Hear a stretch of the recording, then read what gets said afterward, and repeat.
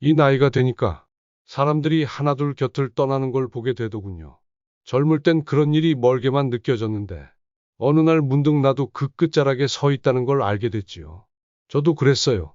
처음엔 그냥 살이 조금 빠지더니 밥맛이 없고 기운도 없고 그저 나이 먹은 탓이겠거니 넘겼죠. 가끔 숨이 가쁘기도 하고 기억이 헷갈리기도 하고요. 그때는 몰랐어요. 그게 바로 몸이 조용히 보내는 마지막 신호였다는 걸요. 사람들은 보통 죽음이 갑자기 온다고들 하죠. 어느 날 아침에 자고 일어나지 못하는 것처럼 그렇게 순식간에 찾아온다고요. 하지만 제 경험으로 말씀드리자면 죽음은 천천히 옵니다. 아주 조용하고 눈치채기 어려울 만큼 느릿하게요. 몸은 미리 신호를 보내요. 나 이제 조금 지쳤어. 서서히 멈추려고 해. 그렇게 말이죠. 문제는 그걸 아무도 눈치채지 못한다는 거예요. 심지어 나 자신도요. 저는 오늘 제가 떠나기 1년 전쯤부터 나타났던 5가지 신호에 대해 이야기해 보려 합니다. 혹시 이걸 듣고 있는 당신의 부모님 혹은 조부모님에게서 비슷한 변화가 보인다면 그건 단순한 노화가 아닐 수도 있어요. 그 신호를 미리 알아두면 가족을 더 잘 돌볼 수 있어요. 그리고 남은 시간을 더 의미 있게, 더 따뜻하게 보낼 수 있죠. 사실 말이죠. 그 시간을 더 잘 보냈다면 저도 좀 덜 외롭지 않았을까 싶기도 해요. 그래서 이렇게 뒤늦게나마 제 이야기를 남겨두려는 겁니다. 지금부터 말씀드릴 5가지 변화, 제 경험을 바탕으로 하나하나 풀어보겠습니다. 그 신호들을 알면 당신의 가족이 마지막을 조금 더 편안히 맞이할 수 있을 겁니다. 그리고 어쩌면 당신 자신을 위한 준비가 될지도 모르지요. 첫 번째 신호는 체중 감소입니다. 저도 처음엔 그냥 옷이 커졌나 보다 했어요. 허리띠 구멍을 한 칸 더 줄였을 땐 이거 오래돼서 늘어났나? 하고 넘겼죠. 그런데 말이죠. 밥맛이 없고 하루 한 끼도 버거운 날이 많아지더니 어느새 전 힘이 없어 침대에만 누워있게 되더군요. 그땐 정말 몰랐어요. 몸이 살려달라고 조용히 외치고 있었던 것이라는 걸요. 지금 이 영상을 듣는 분들 중에 혹시라도 비슷한 경험이 있다면 부디 그냥 넘기지 마세요. 저처럼 조용히 사라져가는 누군가가 있다면 그 마지막 메시지를 알아봐 주세요. 자, 이제 본격적으로 제가 겪은 그 5가지 신호에 대해 하나씩 들려드리겠습니다. 처음은 바로 눈에 띄는 체중 감소였죠. 그 이야기를 지금부터 시작해 보겠습니다. 첫 번째 신호는 지금 돌이켜보면 가장 먼저 찾아왔던 겁니다. 눈에 띄는 체중 감소. 그때는 그냥 나이 들면 살이 빠지기도 하지 하고 넘겼어요. 하지만 그게 단순한 노화가 아니었다는 걸 훗날 깨달았죠. 언제부턴가 바지가 자꾸 흘러내리더라고요. 허리띠를 2칸이나 줄였는데도 헐렁했어요. 식탁에 앉아도 숟가락이 잘 안 가요. 예전엔 고기 반찬 나오면 젓가락부터 갔는데 말이죠. 한 끼 먹는 게 점점 부담이 됐어요. 배 안 고프다 는 말이 입에 붙었고 결국 하루 한 끼도 제대로 먹는 날이 드물어졌습니다. 이상하게 음식 맛도 안 나고 예전처럼 짠맛 단맛이 안 느껴지더라고요. 그래서 늘 먹던 음식도 싱겁게 느껴졌고 그저 밥상 앞에 앉아있는 시간이 고역이었어요. 나중엔 씹는 것도 귀찮고 삼키는 게 자꾸 걸리적거리는 느낌이 들더군요. 그럴 땐 말 안 하고 그냥 식사를 피하게 돼요. 물도 덜 마시게 되고요. 몸무게가 줄면 힘도 같이 줄어요. 일어나기가 힘들고 조금만 움직여도 숨이 찹니다. 사람들이랑 말하는 것도 귀찮아져요. 말을 할 기력조차 사라지는 거죠. 말수가 줄고 표정도 없어지고 점점 내가 나 같지 않다는 생각이 들기 시작했어요. 그게 바로 몸이 에너지를 버티지 못한다는 신호였던 거죠. 체중이 4에서 5kg 이상 빠졌을 땐 아무리 봐도 이상하다는 걸 느껴야 해요. 그게 그냥 늙은 게 아니라 몸이 그만하고 싶다고 말하는 방식이거든요. 특히 노인에게 급격한 체중 감소는 면역력 저하와 낙상 위험을 불러옵니다. 한번 넘어진 날 제 다리에 금이 갔었죠. 그때부터는 걷는 것도 조심스러워지고 그게 또 기운을 더 빼앗기게 만들더라고요. 지금 생각해보면 가족이 옆에 앉아서 같이 밥을 먹어줬다면 조금은 더 나았을지도 모르겠어요. 혼자 먹는 밥은 맛도 없고 그저 먹어야 하니까 억지로 입에 넣는 수준이었거든요. 그래서 말인데요. 혹시 집안 어른이 갑자기 식사량이 줄고 살이 빠지는 게 눈에 띈다면 그냥 입맛 없으세요? 하고 넘기지 마세요. 그게 신호입니다. 몸이 조용히 도와달라고 말하는 신호. 도움이 될까 해서 제가 해봤던 것 중 좋았던 방법을 알려드릴게요. 밥을 한 번에 많이 먹기보다 하루에 여러 번 조금씩 자주 먹는 게 훨씬 편했어요. 질 좋은 단백질 예를 들어 달걀, 두부, 닭고기 같은 거요. 그런 음식이 조금이라도 기운을 붙잡아 주더군요. 딱딱하고 질긴 건 점점 피하게 되니까 부드럽게 조리해서 주는 것도 큰 도움이 돼요. 그리고 무엇보다 혼자 먹지 않게 해주세요. 식탁에서 마주 앉아 대화하면서 먹는 시간. 그게 정말 큰 힘이 됩니다.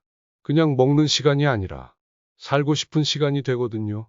체중이 빠진다는 건 그저 살이 줄어드는 게 아닙니다.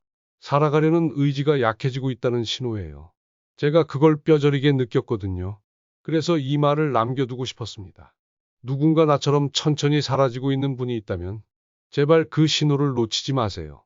자, 그럼 제가 겪었던 두 번째 신호, 쉽게 지치고 극심한 탈진이 찾아온 순간에 대해 다음으로 이야기해 드리겠습니다. 지금 돌이켜보면 참 무서운 변화였어요. 바로 쉽게 지치고 아무리 쉬어도 회복되지 않는 피로감. 그게 생각보다 훨씬 깊고 무거웠죠. 처음엔 그냥 그런 날 있잖아요. 몸이 무겁고 기운이 안 나는 날. 근데 그런 날이 하루 이틀이 아니라 매일 이어졌어요. 아침에 눈을 떠도 그냥 더 자고 싶다는 생각뿐이었고 일어나려고 몸을 일으킬 때마다 어디선가 잡아당기는 것처럼 기운이 쪽 빠져 있었습니다. 몇 걸음만 걸어도 숨이 찼어요. 이젠 동네 슈퍼도 혼자 못 나가겠더군요. 숨이 가빠서 중간에 몇 번을 멈춰 서야 했죠. 한 번은 손주가 와서 할아버지 같이 공원 갈래요? 했는데 그 말을 듣고도 몸이 안 따라줘서 대답을 못 하겠더군요. 그 순간 가슴이 턱 막히더라고요. 예전엔요. 일어나서 아침밥 짓고 신문 읽고 화분도 돌보고 하루가 모자랄 만큼 이것저것 했는데 그 모든 게 귀찮고 무의미하게 느껴지는 날이 오더군요. 어느 날은 그냥 가만히 있고 싶다. 는 말이 입 밖으로 나왔어요. 그땐 그 말이 나 자신에게 하는 작별 인사 같았어요. 그게 단순한 피곤함이 아니었어요. 몸이 에너지를 더는 만들지 못한다는 경고였던 거죠. 심장이 약해지고 폐가 숨 쉬는 걸 버거워하고 근육이 없어지면서 몸은 서서히 꺼져가는 초처럼 느껴졌어요. 제가 한창 기운이 없을 땐 밥 먹는 것도 말하는 것도 힘들어서 하루 종일 누워만 있었어요. 아무도 안 만지고 안 부르면 그냥 그렇게 하루가 지나가요. 그때 문득 이렇게 가는 건가 싶은 순간도 있었죠. 그런데 그 와중에도 따뜻한 말 한마디는 참 큰 힘이 됐어요. 누가 천천히 해도 괜찮아요. 할아버지 오늘 얼굴 좋아 보이시네요. 이런 말만 해줘도 속이 조금 풀리더라고요. 말 한마디가 그렇게 사람을 일으켜 세우는 줄. 그때 처음 알았어요. 만약 당신이 지금 부모님이나 조부모님에게 요즘 왜 이렇게 기운이 없어? 라는 말을 자주 듣는다면 그건 그냥 노화가 아닐 수 있어요. 몸이 더 이상 버티지 못한다는 신호? 살려달라는 마지막 외침. 그걸 귀 기울여 들어야 합니다. 그땐요, 무리하게 움직이게 하지 말고 그 사람의 속도에 맞춰주세요. 천천히 가볍게, 그리고 영양가 있는 식사, 단백질, 비타민을 챙겨주세요. 조금만 먹어도 그게 몸에는 큰 도움이 돼요. 스트레칭이라도 조금씩 시도해보세요. 저도 손주가랑 손만 주물러도 기분이 나아졌거든요. 근육이 아주 조금이라도 움직이면 사람은 기운을 얻더라고요. 무엇보다 중요한 건 함께 있어주는 것. 그리고 힘내세요. 보다 괜찮아요. 제가 옆에 있어요. 이 말이 훨씬 위로가 된다는 걸 기억해 주세요. 그게 내가 느낀 두 번째 신호였습니다. 기운이 빠지고 아무리 쉬어도 다시 일어날 힘이 없던 날들. 그 신호를 그냥 피곤하다고 넘기지 마세요. 그건 정말 몸이 마지막으로 보내는 경고장일 수도 있으니까요. 다음으로 제가 느꼈던 세 번째 신호. 그건 좀 더 속 깊은 곳에서 찾아왔어요. 기억이 흐릿해지고 말수가 줄어들고 혼자 있고 싶다는 마음이 점점 커졌던 시기. 기억이라는 게 말이야. 처음엔 가물가물해지는 정도였어. 내가 이 얘기를 했던가? 어디다 뒀더라? 이런 게 잦아졌지. 그땐 그냥 깜빡한 줄 알았지. 사람 나이 먹으면 그럴 수도 있잖아. 근데 그게 점점 잦아지더라고. 딸 이름이 입에서 안 나올 땐 속이 철렁했어. 눈으론 분명히 알아보겠는데 입이 얼어붙은 듯 소리가 안 나오더라니까. 가족 얼굴이 익숙한데 이름이 떠오르지 않는 그 순간 내가 나를 의심하게 되더군. 그리고 점점 말하는 횟수도 줄었어. 뭘 말하다 보면 중간에 생각이 끊기고 그래서 아예 입을 닫게 되더라고. 대화가 무서워졌어. 말을 하다 실수할까봐. 기억이 안 날까봐. 누가 속으로 치매 아니야? 하고 생각할까봐. 그렇게 나는 조금씩 아주 조용히 사람들 속에서 물러나 있었지. 혼자 있는 시간이 많아졌고, 대화보다 멍하니 앉아 있는 시간이 많아졌어. 아무 소리도 없이, 그냥 가만히.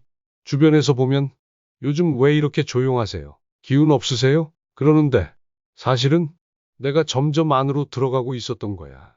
세상과의 거리를 내가 먼저 두고 있었던 거지. 예전 사진을 봐도 기억이 잘 안 나더라고. 이게 언제였더라?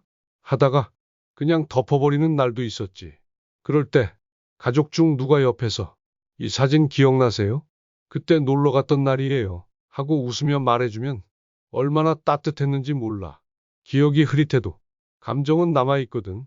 그때 좋았던 기분, 그때 들었던 웃음소리, 햇살 냄새, 그런 건 남아있어. 가끔 나한테 같은 말을 몇 번이고 반복하는 가족에게 미안한 마음도 들었어. 근데 뭐 어쩌겠어. 내 머리는 자꾸 앞에서 떨어져 나가는데. 그럴 때 짜증내지 않고 그냥 다시 한번 말해주는 사람. 그 사람이 참 고마웠지. 그리고 말이야. 사소한 일이라도 같이 해주는 게 큰 힘이 돼. 시장 같이 가고 된장찌개 같이 끓이고 아니면 마당에서 같이 걸어만 줘도 좋아. 내가 아직 할 수 있는 사람이라는 작은 믿음을 갖게 되거든. 기억을 잃는다는 건 단순히 뭘 잃는다는 게 아니야. 나 자신이 조금씩 사라지는 느낌이야. 그게 제일 무섭더라고. 혹시라도 당신 부모님이나 조부모님이 자꾸 같은 말 반복하시고 혼자 있으려 하신다면 그건 단순한 건망증이 아닐 수 있어. 천천히 세상에서 물러나는 과정일지도 몰라. 그럴 때 옆에서 말해줘. 기억 안 나셔도 괜찮아요. 제가 곁에 있어요. 같이 해볼까요? 그 말 한마디가 내 하루를 바꾸더라고. 그 말 듣고 나면 오늘 하루 그래도 괜찮았다는 생각이 들어. 기억은 흐려져도 사랑은 남으니까 그걸 잊지 말아줘. 다음은 조금 더 몸으로 다가온 신호였어. 감기 하나도 오래가고 작은 상처조차 잘 낫지 않던 시기. 그때 내 몸은 점점 더 세상을 놓아가고 있었지. 그 얘기를 다음으로 들려줄게. 몸이라는 게 말이지. 예전엔 상처 하나쯤 나도 며칠 지나면 아물고 감기 걸려도 이틀이면 땀 쭉 빼고 일어났었거든. 근데 어느 순간부터 그게 아니더라고. 작은 상처 하나가 일주일, 이주일 계속 아물질 않아.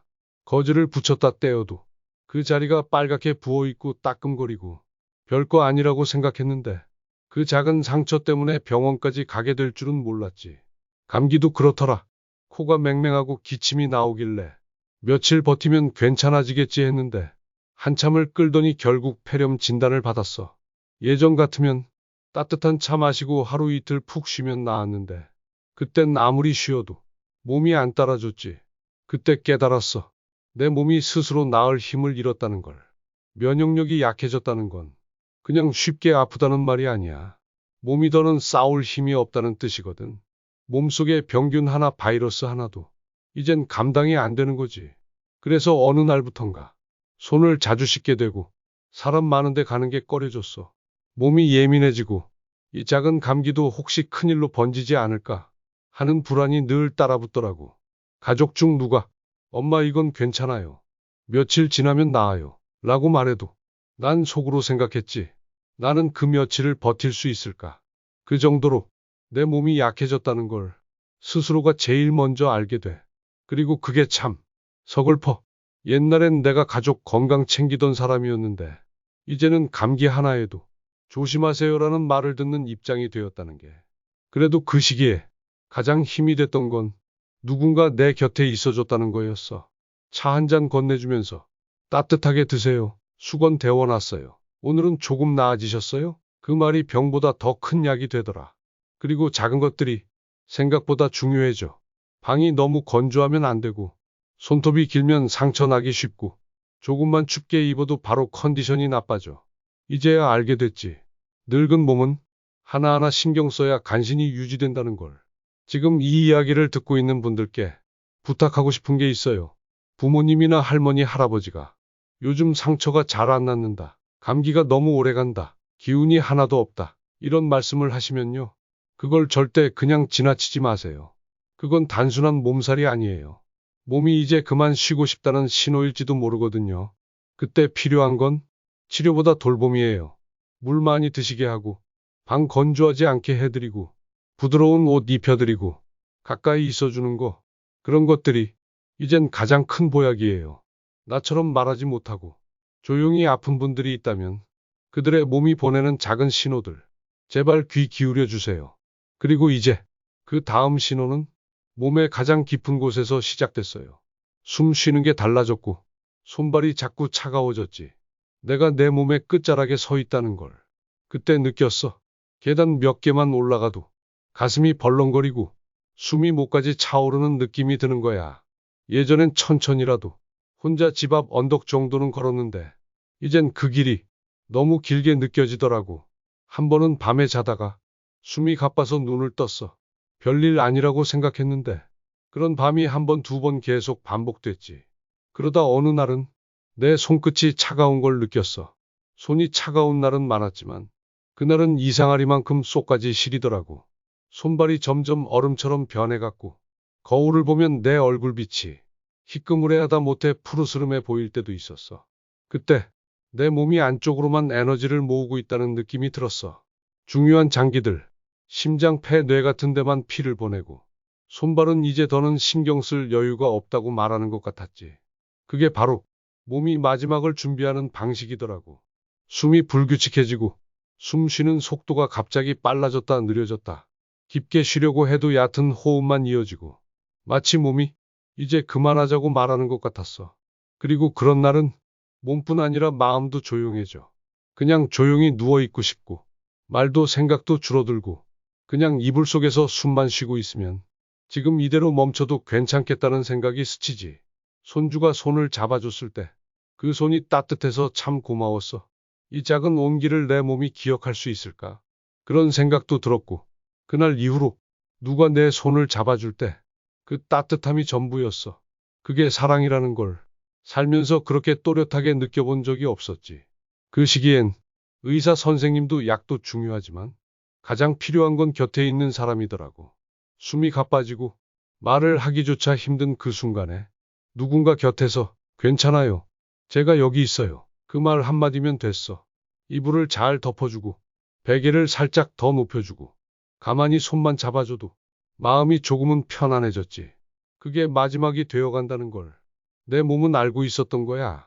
숨을 쉬는 것조차 힘들어진 그 순간부터 나는 조용히, 천천히 이 세상을 떠날 준비를 하고 있었던 거야. 혹시 지금 당신 곁에 있는 누군가가 숨이 자꾸 가쁘고 손발이 차고 피부색이 달라지고 있다면 그건 마지막에 가까워졌다는 몸의 신호일지도 몰라요. 그때 해줄 수 있는 건 크고 대단한 게 아니에요. 그냥 옆에 있어주는 거예요. 괜찮아요. 걱정 마세요. 편하게 계세요. 그 말들이 그 사람에게 가장 깊은 위로가 돼요. 사람은 마지막 순간에도 사랑을 느끼고 싶어 하거든요. 그리고 그 사랑은 말로도 약으로도 채워지지 않아요. 온기로 존재감으로 곁에 있음으로만 채워지는 거예요. 이제 제가 느꼈던 5가지 마지막 신호를 다 말씀드렸네요. 체중이 줄고 기운이 빠지고 기억이 흐려지고 상처가 낫지 않고 숨 쉬는 게 달라지고 그건 모두 죽음이 다가오기 전에 몸이 천천히 보내던 작은 인사였어요. 이제 그 마지막을 어떻게 마주해야 하는지 그 이야기를 들려드릴 차례네요. 이렇게 다 말하고 나니 참 오래 살아온 것 같기도 하고 한편으론 참 짧았던 인생이었던 것 같기도 하네. 나는 그렇게 몸이 하나둘씩 조용히 꺼내놓은 신호들을 뒤늦게 돌아보며 깨달았어. 사람은 정말 말없이 떠날 준비를 하더라고. 하지만 그 안엔 수많은 말들이 담겨 있었어. 지금 힘들어. 조금만 더 곁에 있어줘. 그동안 고마웠어. 잘 살아줘. 말로는 다 못했지만 내 몸은 그렇게 마지막 인사를 보내고 있었던 거야. 지금 이걸 듣고 있는 당신이 그 신호들을 알고 있다면 누군가의 마지막을 좀 더 따뜻하게, 좀 더 평화롭게 만들어줄 수 있을 거야.